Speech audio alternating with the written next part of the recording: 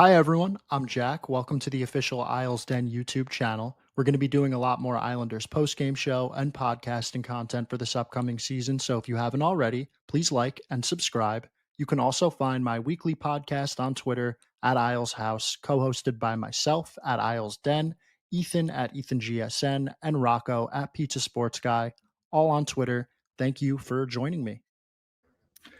Islanders post-game show. We are back. It has been a minute. I feel like as a fan base, the Islander fans just went to war. A 3-2 narrowly. They did it. They did it by a slim margin. 3-2 victory with plenty to talk about. This is going to be a solo one tonight. Segments are going to be a little bit different, but comments, they're all welcomed. I'll probably do a little bit more acknowledgement of all of them tonight just because we don't have a guest, we don't have another voice. So make yourselves heard and let's get into it. So the Islanders come in on this road trip after falling to the Minnesota Wild, I believe 5-1 on home ice, and it brought them to, I believe, 6-1 at that point. And it just kind of felt like a sobering moment in the season. That was one of the only games where it felt like nothing special, superb happened. You didn't get, a Ritche goal. You didn't get a Schaefer crazy play, just one of those games. And they go to Madison Square Garden on the second half of a back-to-back, a spot that this team has not flourished in for at least over the last, I would say, 5 to 6 years. I remember when Trotz took over, they were pretty strong in that category. But man, they go into MSG, just destroy the Rangers. They go into New Jersey. They get great goaltending from Sorokin, and they find themselves up 2-1 late in the game thanks to being opportunistic on a late power play. I believe it was their first of the game. They give up the late one, goes to overtime. Barzal wins it. And next thing you know, they're 2-0. They're heading all the way across the country to go to Vegas. I was there for that one. As you guys all know, that one and Utah. Great goaltending again in Vegas. Just unbelievable fight in that game as well, being up 2-0. You're playing against I understand people get frustrated with the blown leads, but Vegas is not, you're not playing the Rangers, you're not playing even the Flyers, you're not playing, I was going to say Pittsburgh, but they've been weirdly good this year. You're not playing Columbus. The teams that the Islanders have had to face during this road trip are not just any random opponent. So putting them away is going to be challenging. The fact they won that game in Vegas was pretty special, in my opinion. The way they did it, I don't think I've ever seen a 3v4 overtime goal. And after that, they go to Utah. David Rittich, who we will talk about tonight, it's really a hell of a performance. I thought that game in Utah was one of their worst of the season. They just find themselves down 2-1, penalty kill after penalty kill after penalty kill. And, you look up tonight, that penalty kill might be top 10 in the NHL. And Jonathan Drouin soccer kicks the puck into the net. This team has a little bit of a magic element to them. And of course, Matthew Schaefer capped it off with the OT winner. And so this road trip, you look up and you're 4-0. You're thinking this is going to be, before the road trip, you're thinking it's going to be a disaster. No, actually, it's been quite the opposite. They go to Colorado. They play a really competitive game against what I believe is the best team in the NHL. If you listen to the Isles House podcast, you'll see that I actually picked them to make the Stanley Cup. Subtle flex. Anyway, they take a 4-1 L to Colorado, and they come into Dallas tonight. What is it? The 6th game of the road trip, the 5th game of the road trip? Who knows? But I mean, you throw Rittich in net. You don't even have Sorokin out there.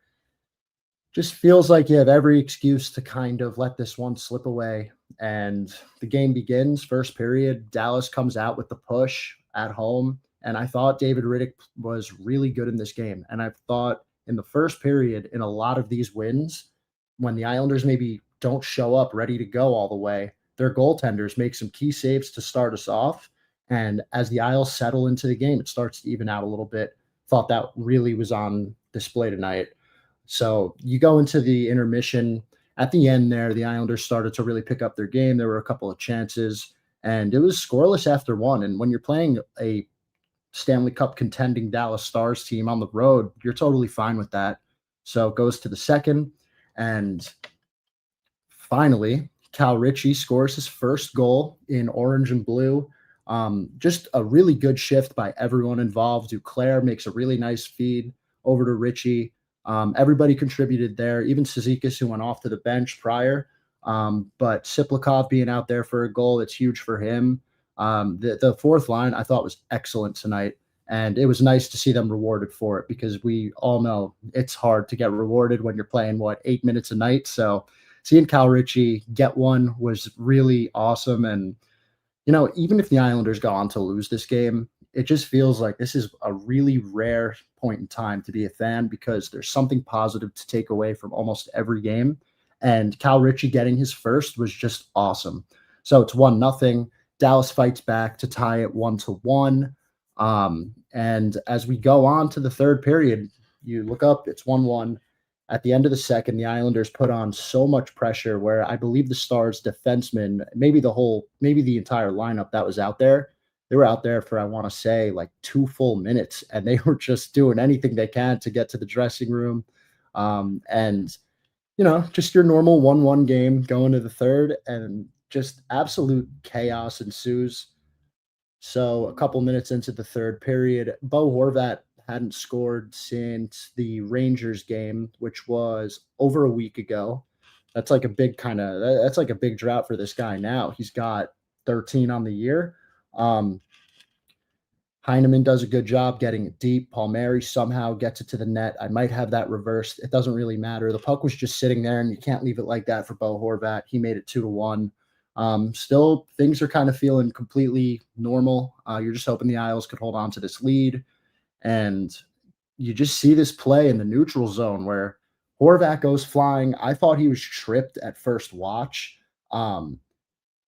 The stick goes up, it clips. I don't remember which player it was for Dallas. Honestly, I was way more concerned with how much time Horvat was going to get. And I was also a little bit confused because there was no penalty right away. The play went on, and it just kind of made me think, like, we're reviewing penalties now. Okay, well, they reviewed that penalty. They gave Horvat 4. They actually gave him 10. They gave him a misconduct, and it's like, all right.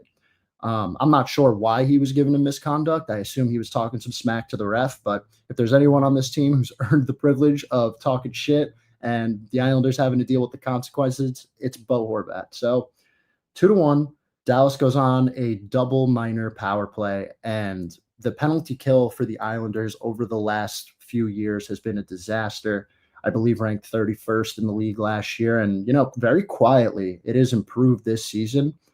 Shout out Bob Buffner, who's behind the bench over there, orchestrating the new penalty killing units and strategizing for it. And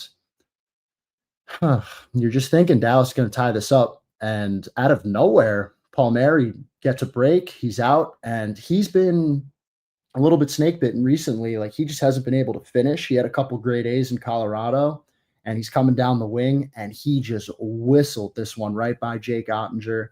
And that was a huge goal in the game because you could just feel the energy sucked out of the building.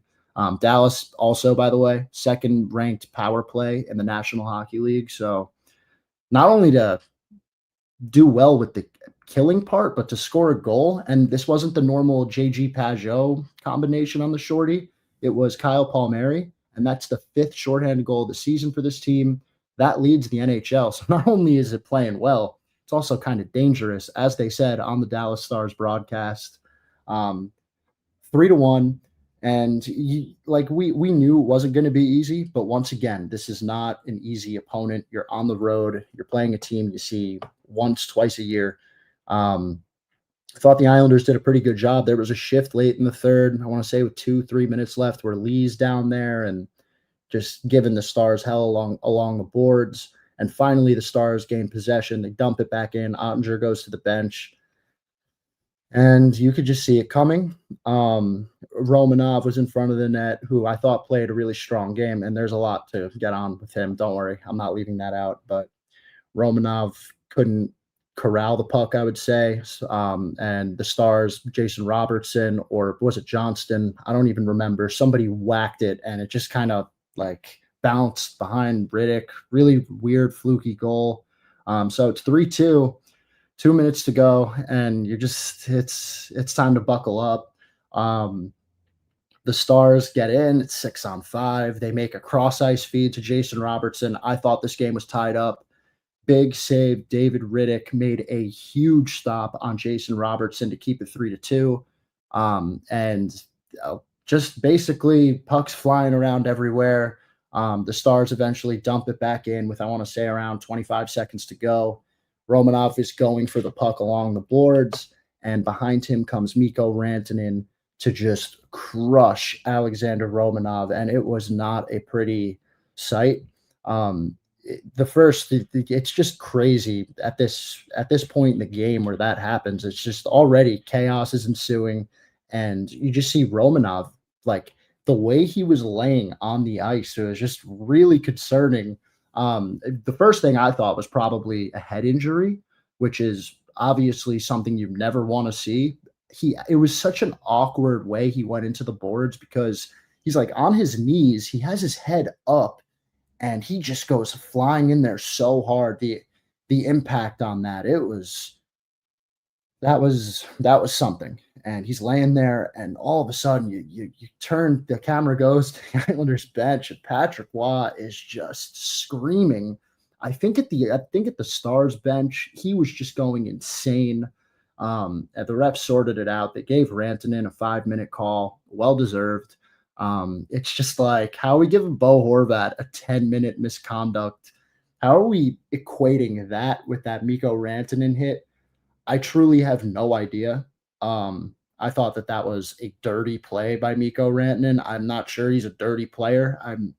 I haven't seen many other hits from him. He did get a nice check on Barzell earlier in the game. He's just a massive guy, but you got to be better there because he might have just cost Alexander Romanov his season. And Romanov, I thought, actually played a really good game tonight. There was a play in the first period where Rope Hintz was on the rush, and it just felt he was going to get a shot off and go right past Romanov, but he closed the gap, blocked the shot out of the zone.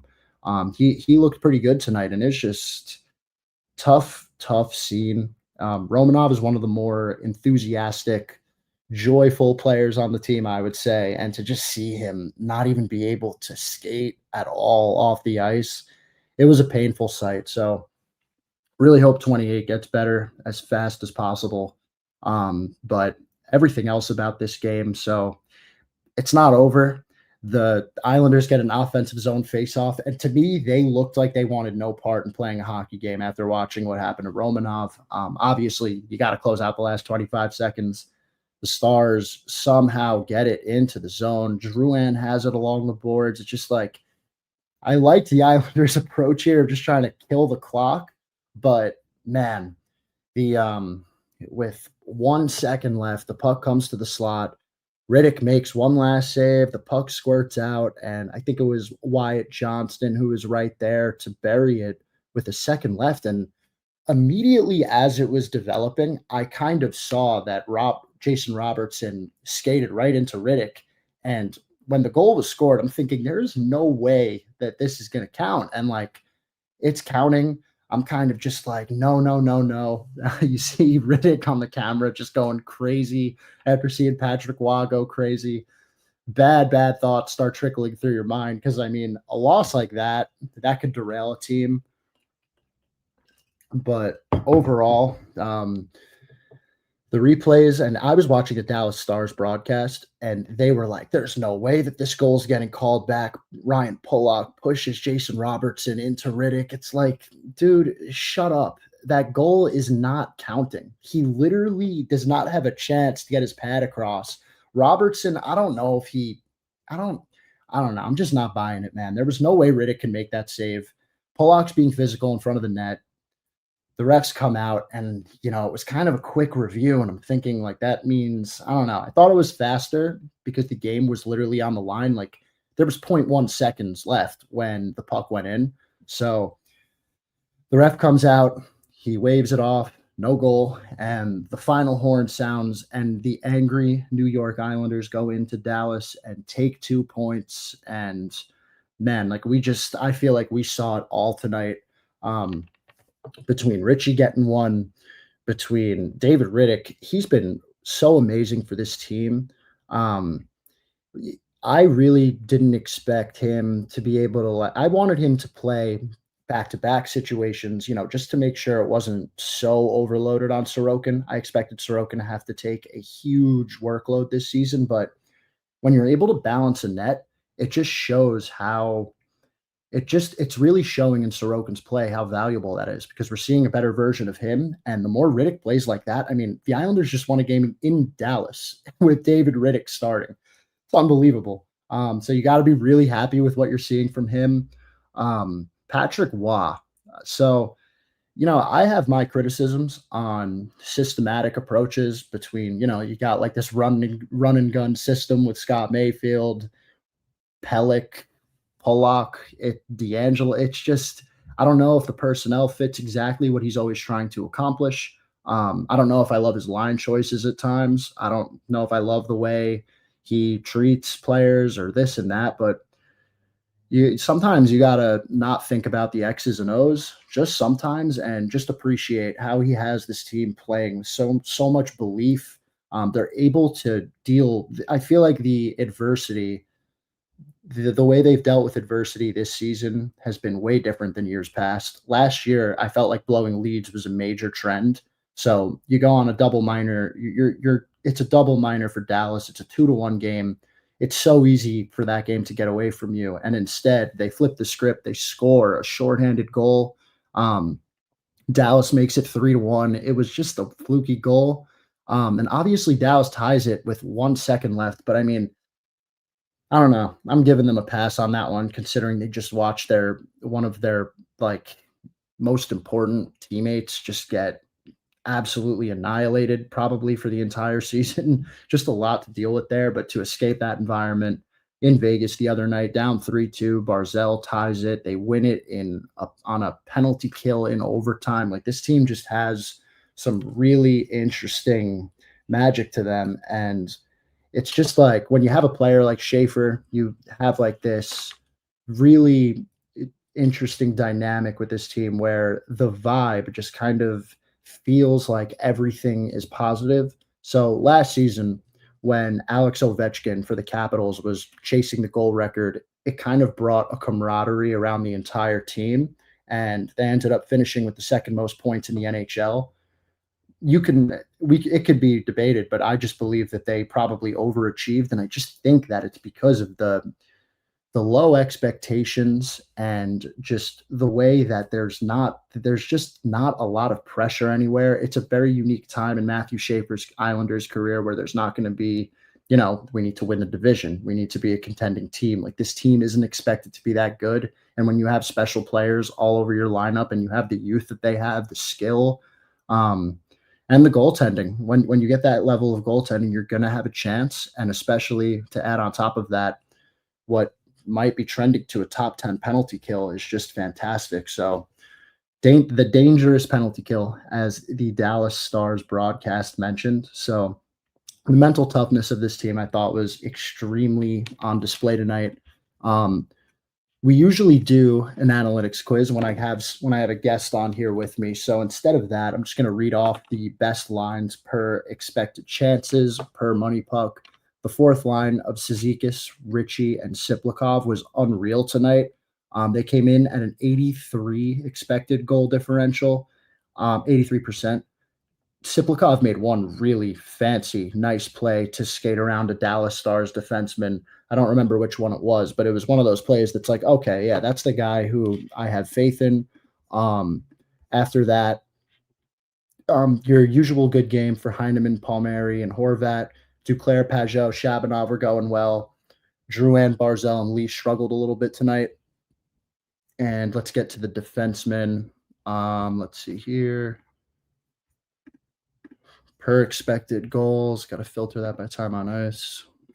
Let's see. So Romanov and Mayfield actually analytically struggled immensely with a 13.7 expected goal differential, which I think is kind of funny because I thought Romanov played a pretty good game. I thought Mayfield was okay. Schaefer and Pollock also didn't grade out well. None of the defensive pairs actually graded out well at all tonight. So I might be a casual, I guess. I don't really know, but I thought that they played pretty well. The best pair technically was Schaefer and Pollock, shocker, and the second best was Pellick and D'Angelo. Um, so I'm going to get to reading off some comments here now that we're 20 minutes in.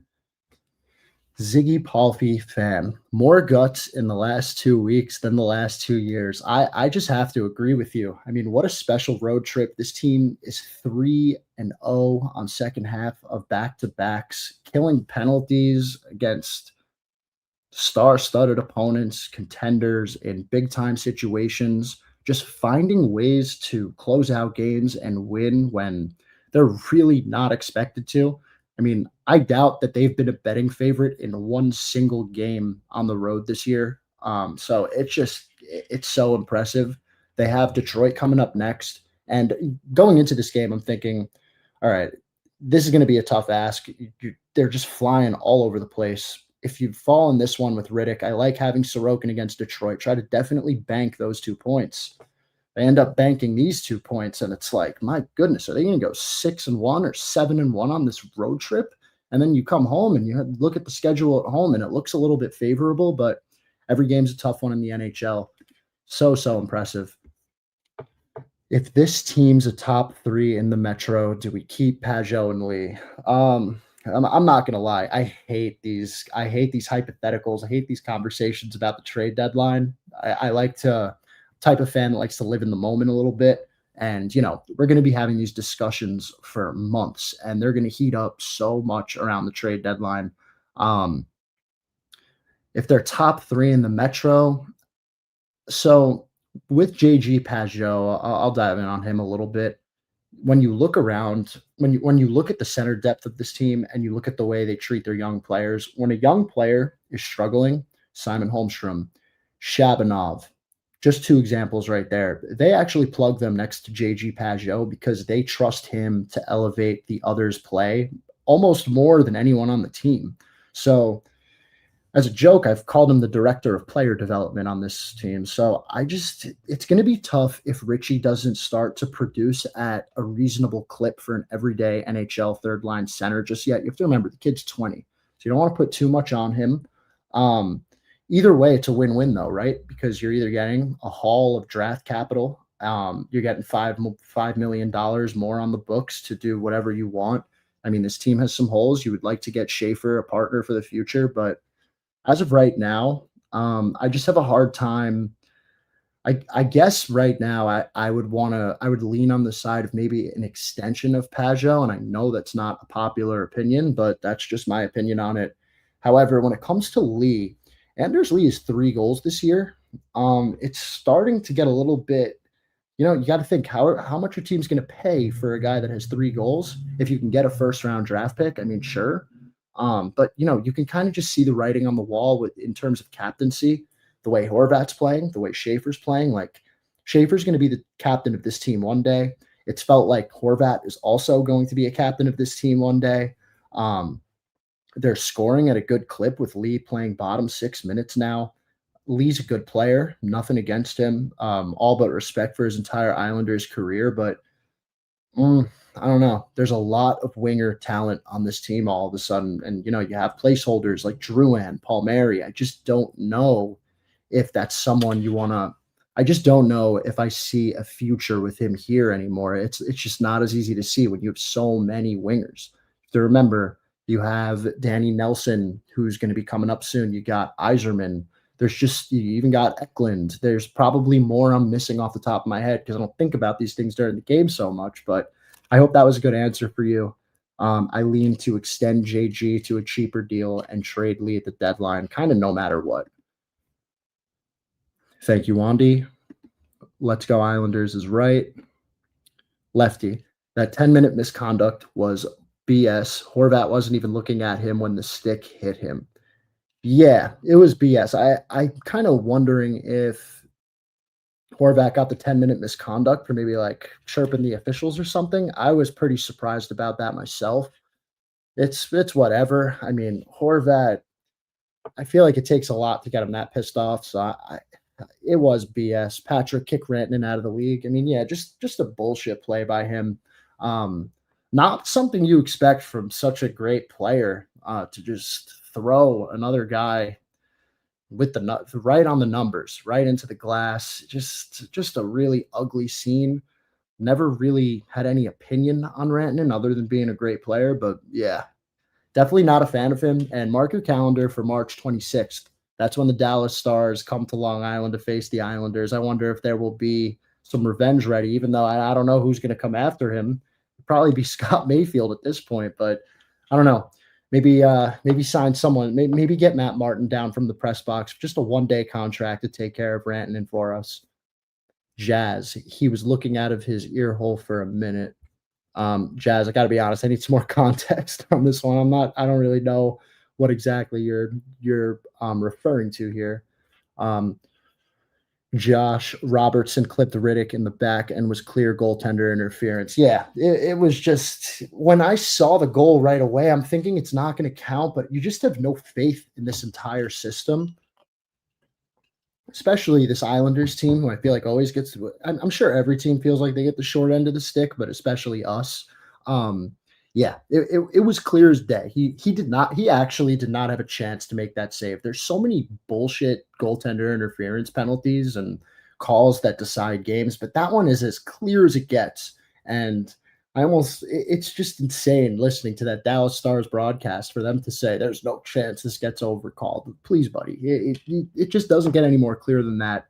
I'm glad the refs didn't screw this team because that one really could have derailed them if they didn't prevail in overtime, at least, because seeing Romanov get injured was such a buzzkill. Why? It's just I've never seen him so heated. The passion was there. It was a sight to see. It's a nasty game.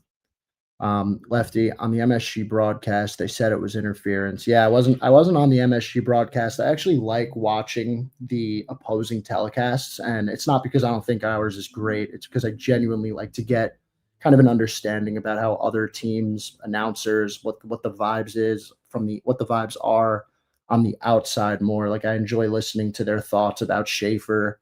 I've even heard some opposing broadcasts rave about Scott Mayfield.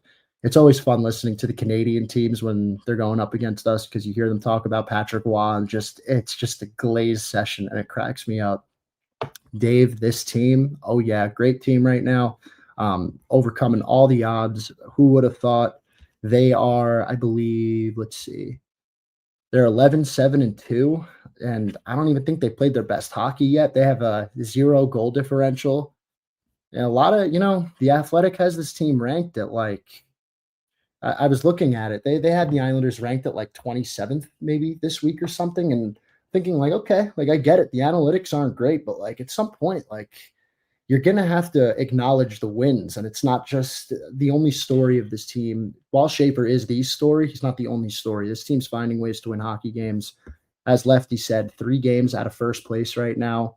My bold prediction of the playoffs preseason is feeling better by the day. Hopefully Thursday they can continue that. Getting 2018-19 vibes from this team. Low expectations coming in, just grinding out wins. So I'll make one comparison. In 2018-19, I remember them winning games in the beginning of the season where it felt like they should not have had a chance. And I remember Greiss making like 50 saves in Carolina. I remember Greiss again against like the Penguins with that crazy poke check against Crosby. I'm just like, how the hell did they win these games? This is unsustainable. But the reality was they hadn't started really finding their game yet and their team identity. And when they found that, they started to just reel off wins. So my answer to UA is we'll really find out in the coming months because that team ended up making serious pushes in December and January to separate themselves and be taken seriously. But they've had a couple of statement wins early on that can definitely you could definitely start to draw some comparisons, but I'll have to wait on that a little bit longer. Patrick, this team reminds me of the Doug Waite era, but way better vibes. Great back-to-back there, going from Barry Trotz to Doug Waite. I do kind of agree with the lack of defensive structure at times, but the goaltending is way better. That could be one difference. But the style of play definitely aligns with that, so I see where you're coming from there. Your intake on Barzy, is he a better wing or a better center? So he is great in those playoffs as a center. he's not taking all the face-offs. I feel like Drouin's in the dot, like, every single time. I think that's a big question the Islanders are trying to figure out right now. Because if he is a winger, then you're gonna need Ritchie to be a second-line center, and if they don't feel like Ritchie is ready for that, that's where I have a harder time of thinking they're gonna trade Pageau just to give them some more depth.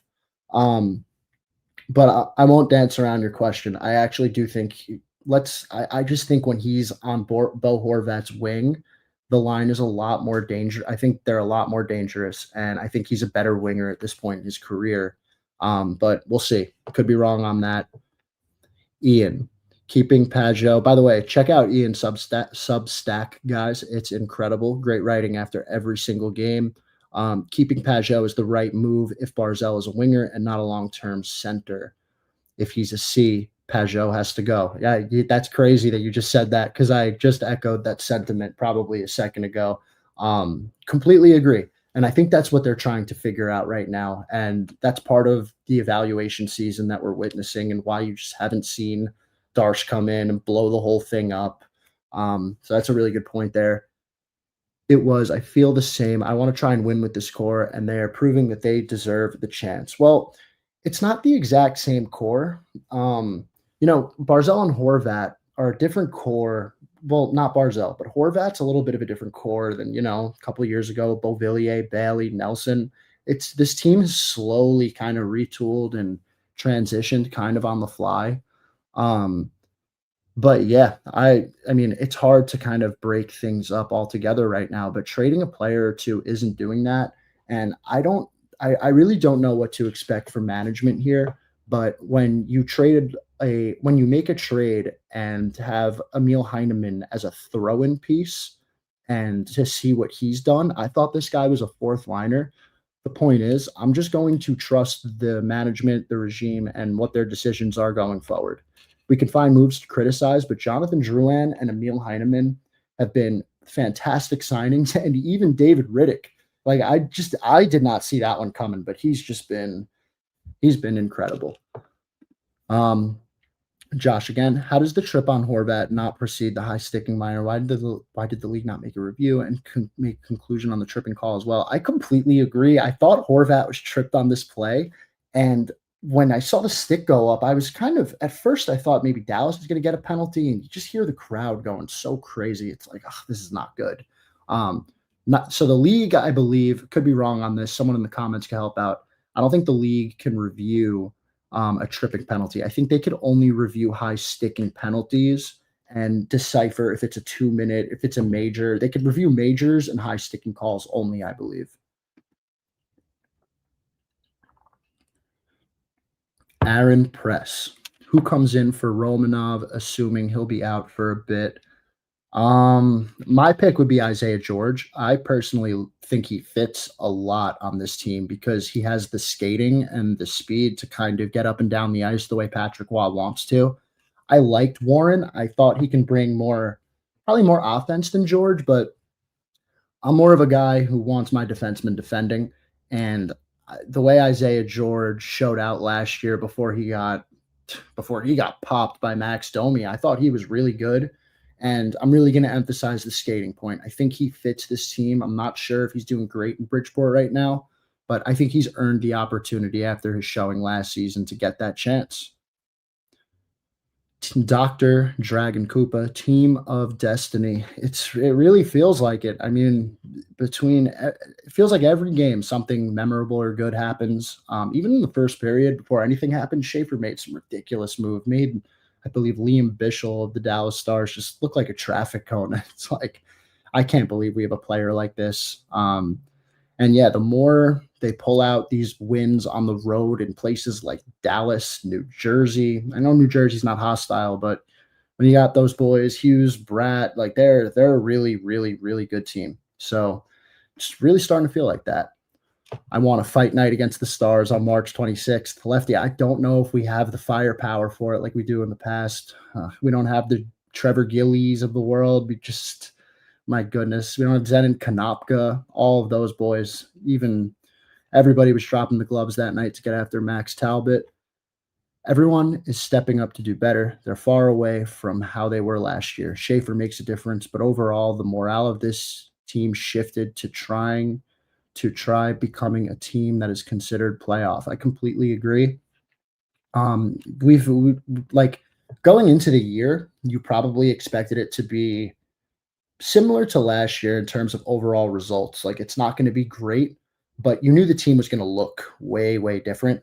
And I completely agree. They've kind of earned themselves into that conversation of is this a playoff team? And we're going to find out and see how they handle stacking these wins. I mean, it's so hard to win in this league as a team that isn't expected to. Um, you know, in my opinion, no game is an easy game. They've lost to the Bruins twice, and then they go out and beat Vegas and Dallas. So that's the thing you have to remember. This team is the margins are thin. They won 3 overtime games in a row. So they're gonna have to start. They're gonna have to start really winning some games against inferior opponents. I think for everybody to take them seriously. But personally speaking, I take them seriously. I think some of the players are a little bit I think they get a little bit too much heat for what they are. Like I think Scott Mayfield is a good third pairing defenseman. I think Adam Pelech is a really good defenseman. I don't think Pollock is great, but I think he's okay, especially when you put him next to Schaefer. Schaefer's obviously outstanding, but you got D'Angelo defending out there. It's not always going to be great. Romanov, I know he just got hurt. He hadn't gotten off to the hottest start either. So lots of questions. And of course, you're going to need great goaltending. And who the hell saw this coming from David Rittich? 2 wins in a row. And he was definitely the first star Friday night. And tonight, he was definitely one of the 3 stars. Do we think that was a dirty hit from Rantanen on Romanov? I'll be honest. After I watched it the first time and then the second time, I was like, I don't want to look at this hit because it's just, I do not like watching players in pain like that. But yes, I do think it was a dirty hit. I'm not sure what player discipline will do. I don't know if Rantanen has any sort of history. But that trade of Rantanen and Natchez last year just makes me laugh because, like, now I just hate both of those guys so much. I don't even know why I hate Natchez. President Lee. Okay, but how does any of this affect Lane Hudson's career? And how do we make this about the Habs? You're absolutely right, President Lee. How are we going to think about this one?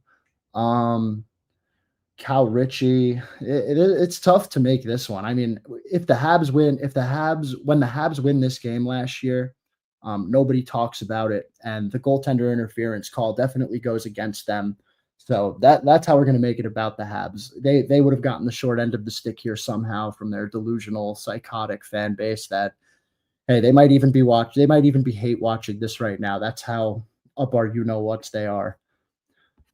Sloppy tuna. You simply do not trade a player like the proctologist. The proctologist, nickname for ass man, Emil Heineman. You just don't trade a player like that. He is unbelievable, this guy. It's not even just the goals. He's out there winning battles, creating possession for players like Horvat, Palmieri to get to work. I'm so shocked by how good he has been too. And even when the goals, if they dry up, it doesn't really matter. He had an assist tonight because he's always doing something to create more chances for those around him. And he's just been a phenomenal add to this team, and major props to Matthew Darsh for that one. If Rantanen doesn't at least get some suspension, the Department of Player Ops needs a Sharks level rebuild. They have needed that literally forever. I do not trust that side of I try not to even pay attention to it. I wonder if they still make those corny videos of, remember when Shanahan used to be up there explaining that nonsense? Matt P. Mikko hit wasn't as dirty as I initially thought after seeing Mayfield kind of bump him, but still a dirty play with the shove. Think he should get a game, but wouldn't be shocked if he didn't. Yeah, it's just something it's hard to speculate, and you really never know. Like, we just don't know. Shabanov or Siplikov, if you have to choose. Don't make me choose President Lee, because I have a bet with my co-host Ethan that Siplikov will have more points than Holmstrom this season. I'm on the record being so high on Siplikov, but I don't know. Shabanov, it could be tough too, because you see a play tonight where he's along the boards, he's got the puck, and he's kind of taking his time, weighing his options, and boom, he just goes right down to the ice. And it was just like man, it could, and you see him get up slowly, and it's just kind of concerning for someone his size. Like he's going to have to play faster, be more aware of his size out there. Um, but those hands, man, they get me. I'll admit it. I'll go Shabanov on that one. Maddox Hockey's. If we can make the playoffs, does Schaefer have a higher chance of winning the Calder, or does he win the Calder without us making the playoffs too? This isn't even homerism. This race is over unless Schaefer gets injured. And I am so confident when I say that. When you he's tied Bobby Orr records. He became the youngest player to do this, score the overtime goal. He's been the youngest player to do that. He's transforming a franchise he's transforming the entire organization. I'm sorry, but if you turn on a Habs game on a Tuesday night, sure, you might run into a Demidov nice play or a goal. When you watch an Islander game on any day of the week, you're just going to see a special play happen no matter what. He just pops out at you when you're watching. I have friends that don't usually watch hockey games in November, and Matthew Schaefer is forcing them to be a hockey fan. He has forced the Athletic, the Sportsnet. He has forced so much coverage on this organization, and it's really just been miraculous. Once again, going into the draft lottery last year, I really had no idea who the first couple picks were going to be because I pay attention more to the pro side of hockey, and it's like, get the first overall pick. All right, there's this Misa kid, the Schaefer kid. You start watching the Schaefer highlights, and just being a defenseman, and that's an area where we've severely lacked like a franchise guy. And my goodness, this kid is just special. There just aren't enough words. Send Rantanen to spend a day in Utah. Luke, my guy, absolutely. Luke was in Utah and Vegas with me last week. Utah was. I'm not going to disrespect Utah too much, but going from Vegas to Utah to watch a couple of hockey games, it was a steep drop off in entertainment. I'll leave it at that. Wandy Snipes, Lane Hudson is better than Wayne Gretzky. They definitely do think that up there in Montreal. Really hope Waugh gives Drouin, Barzal, Shabanov line another shot. I think they could be pretty lethal if they get some chemistry. I completely agree, Patrick. I felt like he broke that up way too quickly, and it's like then you see Lee up there, and I referenced when I talked about appreciating Waugh's passion and the way he has this team playing. This is the stuff I disagree with. It feels like a lot of players get passes for being passengers, and I don't even know if it's a veteran or young player thing. I don't know. It goes both ways, but it's kind of absurd. So I completely agree with you. I hope that they make that change. Just seeing Shabanov and Barzal on the same line would be awesome. Hypothetical. We are wild card one spot around the deadline with a 5 point cushion. I'm selling Lee and I'm extending Pajot unless Ritchie comes in and starts, feeling himself and has proven that he's capable of being a third line center this season. I think an element people forget about this team, Matthew Barzal, Bo Horvat, Adam Pelech, like these guys aren't here to just burn years off of their careers and waste time. Like these players are playing at a high level. They're in this organization. They're promised to have a chance. They're, how is Barzal going to look at Darsh if he starts trading away everybody with a 5 point cushion? Make a trade or two. That's fine. Maybe one of these guys, but doing a full on sell, I just don't know if that's going to happen. Waugh fired me up. It was hard not to get fired up, Luke. That was we haven't seen that side of Waugh too much. Maybe it was because of the Lou Lamoriello rules last year. But yeah, that was a sight. How do we feel about Lou still being involved? I like it personally. I wasn't going to tweet anything because it just there's very few. There's a couple of former Islanders players, executives, where if you tweet their name, you are going to get thousands and thousands of engagements, and you're going to have a portion of them just be so negative and so disrespectful. And he's objectively the second best GM in terms of success in team history. So I have all the respect in the world for him. I think he's partially responsible for the way this team is built right now and how they are winning hockey games. You have to remember, he traded Brock Nelson for Cal Ritchie. He re-signed Kyle Palmieri. I think he kind of built the landscape of trying to bolster kind of the wingers to surround maybe a little bit of a loss at center. And I feel like Lou started it with Palmieri and Darsh finished it with Drouin and Heidemann. And I think that they both deserve a lot of credit. And, Darsh being a first year general manager, I think it's just a good, his voice being somewhere there, even if it's not so prevalent, like I like it. Maddox Hockey, I say we trade Lee at the trade deadline. While yes, I completely agree. It's just you have too many wingers, and you have Eiserman coming up. You have Nelson. You just have so much, and it's okay to give someone in Bridgeport an opportunity if they're showing out. You have to remember the Islanders general manager played, I want to say 500 games in Bridgeport. So not in Bridgeport, in the AHL. So he has great respect for those players, and he wants to give them a chance if they've earned it. So I can definitely see him going that route. Waugh brings great energy, but the line switches every period, makes it so hard to build chemistry.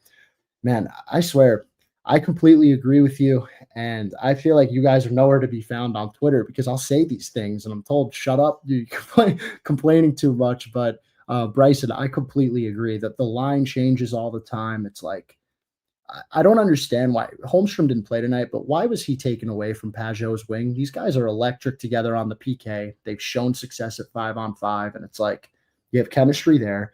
There's certain guys that work together, and when they don't work together, it's going to take time to build, and then you blow it up before they could even really get started. Waugh has been moving lines around a lot lately, which I see as probably the Holmstrom absence changed a lot. Yeah, some games you just see rapid, kind of like a wild switch ups. The other night he had Shabanov up there. There was someone in the penalty box. He's just trying to find something that would work. Two players I would like to think trade is Lee and Mayfield or Pollock. We definitely get a good defenseman out of. We need some help on defense. I completely agree. There needs to be a focus on acquiring defensemen. Hopefully younger defenseman that can complement Schaefer really well. So I like your outlook there. I just don't know if I don't know if we realize. Oh, you said Pollock twice. I don't know. Okay, I thought you said Pellick. Sorry, I've read a lot of questions here. So Pollock or Mayfield. Okay, I could live with that. So I like your thinking on this one. Just the biggest need for them is finding that long-term partner for Schaefer, but I don't know if you're going to find that on the trade market, honestly. So while I like your idea, we shall see how realistic it is. I want the old man gone. The old man is gone. He's just in an office somewhere advising here and there. I don't know how much he's truly involved. It's not something I would panic on. Promise you. If the old man was here, there would not be post-game coverage of the locker room. That you name it, man. There's too much going on to think that he's so involved. Did you see Dobson back off of a wide open shot tonight by chance?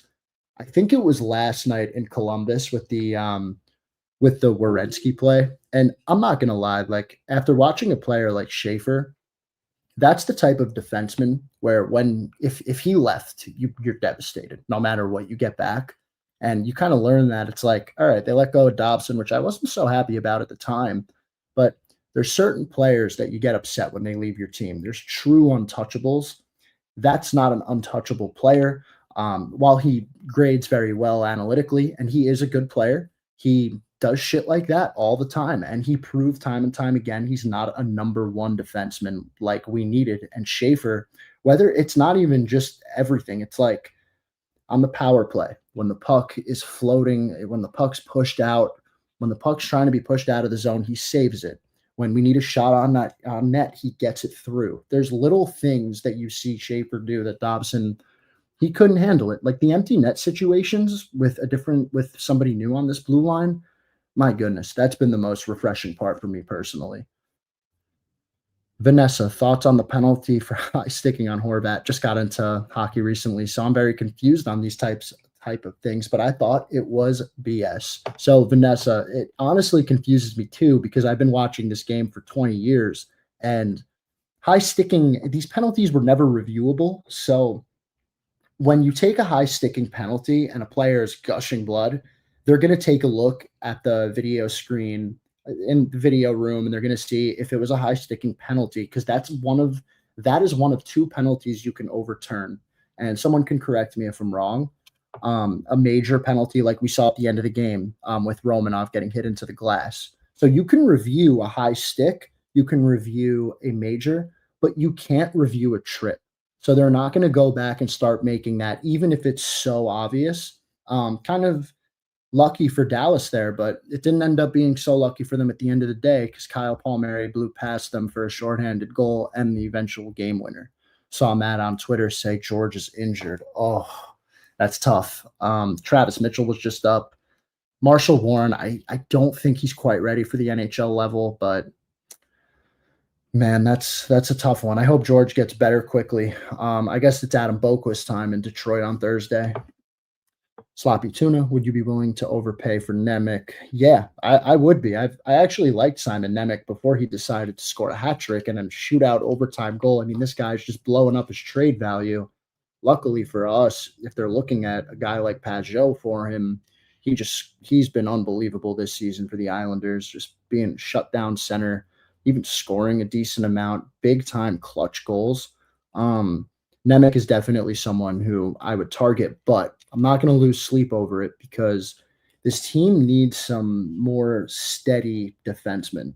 Nemec isn't exactly your lockdown guy. He's someone that's going to create offense. And while you can gain possession through that, in my opinion, when it comes playoff time, the Nemecs of the world are the ones that struggle more as the series gets longer because the ice just gets tight and the competition is so elite that you're not going to be able to possess the puck the whole game and you're going to have to defend. So while I would be happy with him, he would be way better. Like if Nemec is on this team, there's no need for D'Angelo or Boquist because he's better than both of them at defending and he can create probably close or even more than the amount of offense as both of them. So I really would like them to target someone who's also very steady defensively. Love Palms. He had a huge goal tonight, but he is the most overrated Islander in my opinion. He gets so many opportunities on power plays, but doesn't capitalize enough. This is the last question of the night, or statement. But Bryson, I really like Kyle Palmieri as a player because he's not someone that relies on speed. He's actually just like a cerebral. He understands how to get to spots that give him opportunities because he's not going to beat anyone many places. He knows how to use his body and create in a pretty unique fashion. And I've grown to really appreciate it. Like he's not even Lee. He's not standing in front of the net just bullying the puck into the net. Like he's got to create a little bit for a guy that's a little bit slower. He's aging. And once in a while, you get a goal like tonight that just really fires you up. Overrated. I don't know. I don't think Islanders fans universally think he's that good. I mean, first line right winger, maybe he's overrated by Patrick Waugh a little bit. One thing I'll give you. So Kyle Palmieri this year, I'm not going to gaslight you with the point totals. So this season, he has 17. Let's see. Yeah, he's got 16 points in 20 games. Look, the eye test would tell you a lot different. 16 points is a lot for a guy that has played the way Palmieri has. I feel like he's gotten a little bit lucky with the style they're playing, the players he's playing with in terms of just kind of picking up these assists at times. So maybe the stats are a little bit inflated this season. But overall, I think he is what he is, man. Like he's a goal scorer that's got to score more. And so far this year, he has 6 goals in 20 games. I would like to see him hit 30 this year with the type of deployment he's getting, and because I predicted it. But yeah, that's all I got for you on Kyle Palmieri. And guys, thank you for tuning into this and listening. Really appreciate it. Islanders play the Red Wings on Thursday night. I actually do believe I'll have Dated Dom back here to recap that one. And yeah, thank you guys for joining me. Appreciate it.